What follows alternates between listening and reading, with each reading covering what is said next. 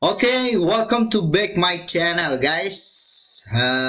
Kita masih stay dengan dunia kita di dunia sepak bola. Kita masih mengangkat isu yang masih hangat di dalam berita-berita nasional guys. Kenapa saya bilang masih berita yang hangat? Karena seluruh stasiun televisi masih mengangkat isu-isu ini terkait dengan Patrick Kluivert yang sudah resmi diberhentikan oleh PSSI, STY yang isu kuat yang bakalan menjadi pelatih utama timnas berikutnya. Pecah belahnya di internal para pemain timnas dan terkait dengan PSSI yang buru-buru mengambil keputusan ini. Sangat-sangat banyak hal yang harus kita pertanyakan ya guys ya.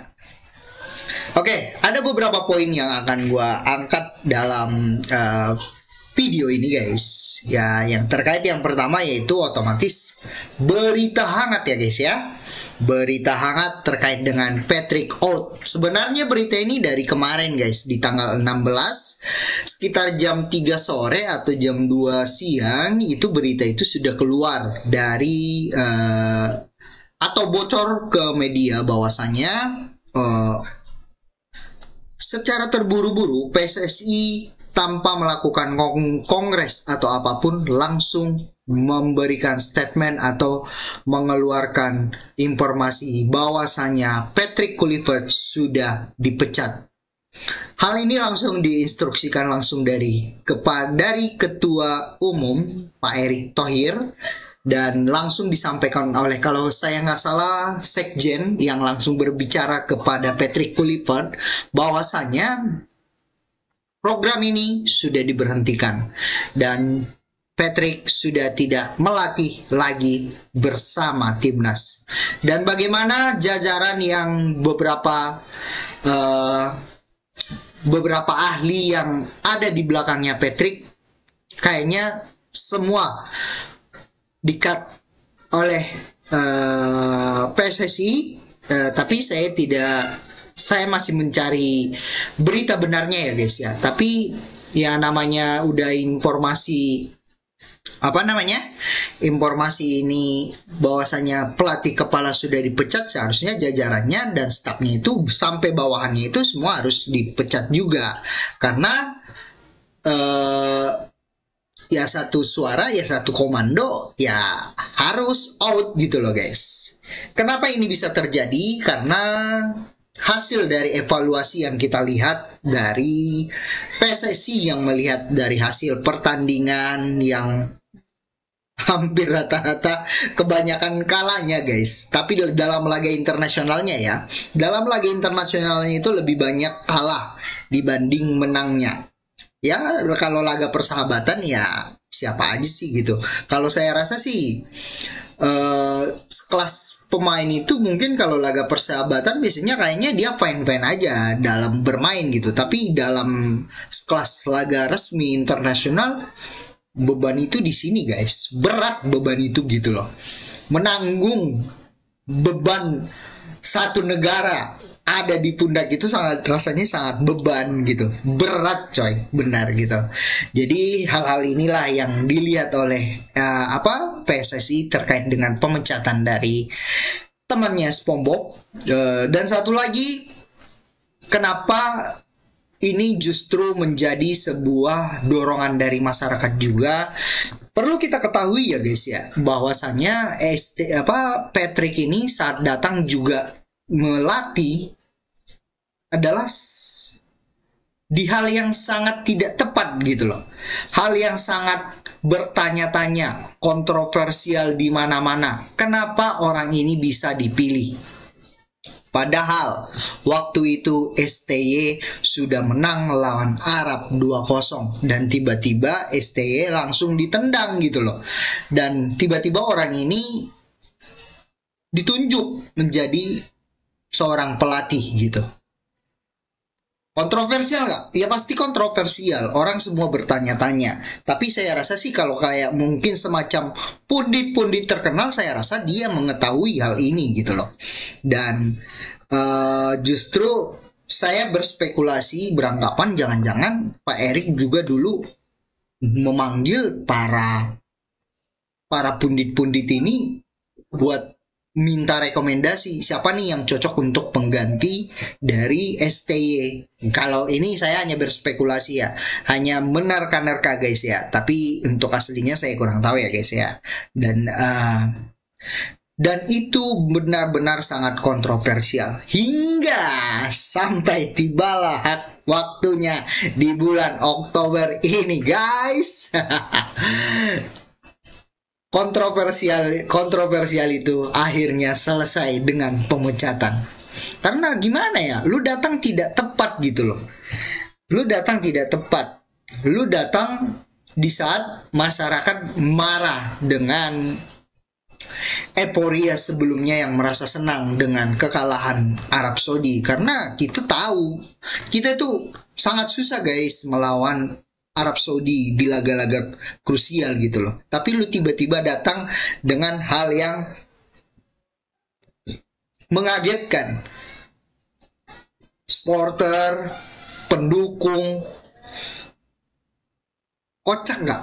Kocak. Ya ending-endingnya mungkin kalau disebut karma, mungkin ya. Karena ya inilah yang diterima gitu. Karena lu apalagi gimana ya, pas lu datang juga lu banyak kontroversi ya, banyak isu-isu di luaran terkait dengan judo lah, terkait dengan lu melatih di beberapa tempat yang notabene lu tidak panjang tapi lu langsung ditendang, dan tiba-tiba lu datang ke sini dengan kontroversial itu, portofolio lu yang tidak lengkap itu, tapi justru lu tahu salah, lu tahu sendiri netizen kita itu menganalisa sangat ngeri gitu loh. Lu tahu sendiri apa aja orang wasit yang dulu memimpin pertandingan di laga kapan tuh yang 2-2 lawan negara Arab juga, sampai kolom komen Instagramnya ditutup loh.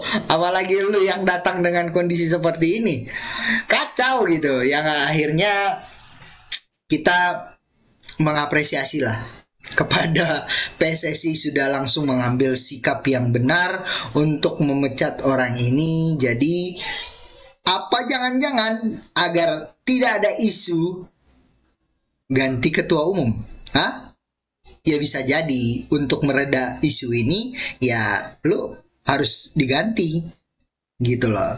Jadi emang benar-benar banyak yang harus diapresiasi terkait dengan Anda out ya. Terus berikutnya terkait dengan STY yang katanya akan kembali menjadi pelatih Indonesia. Saya pribadi ya guys, saya tidak setuju kalau STY bakalan dipanggil lagi untuk menjadi pelatih. Kenapa? Saya takutnya di dalam kontrak, di dalam penandatanganan nanti untuk jangka panjang program-program, saya takutnya banyak klausul-klausul yang dimasukin oleh STY. Itu yang pertama. Yang kedua, saya takutnya STY ini akan besar kepala, bahwasanya gua nggak ada, dah begitu timnas sekalian gitu. Dan saya takutnya dia atau media akan memframing dia lebih besar lagi dibanding PSSI-nya. Ini juga sangat bahaya guys, yang artinya bisa terjadi suatu saat kalau timnas tiba-tiba kalah, kita hanya diam, kita nggak bisa lagi komen dan bla bla bla, karena ini sudah di framing gitu loh. Jadi saya rasa ya udah, STY nikmatin aja dunianya gitu. Tapi jika memang lu berkeinginan untuk melatih timnas lagi, it's okay. Saya setuju juga. Yang artinya ya udah, lu kembali di sini dengan apa yang dulu lu sudah bangun, ya udah tinggal jalankan. Jangan ada tambah-tambahan yang aneh-aneh, jangan ada hal yang spesial, bla bla dan yang lain-lain. Gua setuju aja. Toh kalau kata Pak Andre Rosiade, ya CLBK ya it's fine aja, ya nggak apa-apa sih gitu. Ya Jika memang itu sudah takdirnya lu harus menjadi pelatih timnas lagi, ya nggak apa-apa gitu. Tapi kita tunggu aja guys dari statementnya Bapak Erick Thohir bahwasanya berikan dia jangka waktu 2 hari atau 3 hari ke depan untuk menentukan siapa pelatih yang tepat, karena banyak di media-media nasional sudah berseliweran guys bahwasanya banyak pelatih-pelatih yang bisa untuk ditunjuk menjadi pelatih dari timnas kita. Ada Giovanni Van Bronckhorst. Terus siapa lagi ya namanya? KKZ ya. Saya kurang tahu karena dia melatih di Uzbekistan U23 juga. Terus STY. Terus siapa lagi? Ada beberapa pelatih-pelatih dari Belanda juga. Bahkan Erik ten Hag pun sempat disebut. Banyak komenan guys, kalau Erik ten Hag jadi pelatih timnas, wah MU nomor 2 nih. Wah, kalau gue jangan bisa hancur kita ya. Kalau menurut gue ya yang terbaik aja sih sebenarnya. Tapi menurut saya sih agak berat ya kalau Erik ten Hag itu mau melatih kita gitu. Selain Erik ten Hag ini emang udah nggak ada kerjaan lagi coy di Liga Eropa gitu. Tapi kalau saya sih masih berharap yang terbaik lah. Kalau bisa coba cari pelatih yang memang portofolionya bagus, fresh, bahwasanya dia seorang pelatih hebat tapi bukan pemain hebat. Jadi dia bisa memposisikan pemain-pemainnya, dia tahu apa kebutuhan dari pemain, apa kebutuhan dari anak buahnya, dia paham gitu loh. Jadi saya sih berharapnya untuk pelatih Indonesia berikutnya yang fresh aja lah gitu. Tapi kalau memang harus ST kebutuhan masyarakat, saya nggak tahu guys. Gue takutnya kalau kita kalah nanti lawan-lawan negara-negara besar gitu loh, ST yang memimpin, ini masyarakat nggak berani komen gitu loh. Gue takutnya itu gitu loh. Jadi gue takut sepak bola kita justru stuck di situ aja sih gitu. Gue hanya menakutkan itu, mudah-mudahan sih enggak gitu ya. Tapi kalau memang hanya untuk keputusan dari PSSI harus begitu, ya gue hanya ikut mendukung, apalah saya gitu. Kita ini hanyalah penonton, penikmat sepak bola. Jadi ya kita hanya mendukung aja guys. Ya sekian dulu ya guys ya. Berharap sih timnas kita lebih maju lagi, mulai lagi dari nol, mulai lagi dibangun lagi dengan pelatih yang baru, karena saatnya kita menghadapi Piala Asia. Meskipun kita sudah lolos di Piala Asia guys, tapi kita itu harus punya target guys. Apa nih target kita di Piala Asia? Apa kita akan bisa lolos dalam 16 besar atau di fase penyisian grup kita lolos? Apakah hanya targetnya ke situ atau kita bisa target di 16 besar per 8 semifinal atau final? Kita nggak tahu. Kita tunggu nanti dari keputusan pelatih yang baru. Tapi berharap targetnya itu emang benar worth it atau emang sesuai dengan kapabilitas dari sang pelatih. Sekian dari saya. Kita tunggu update terbaru terkait dengan pelatih-pelatih siapa yang cocok untuk Indonesia dipimpin untuk menuju Piala Asia. Sekian, terima kasih. Wassalam. Selamat sore guys.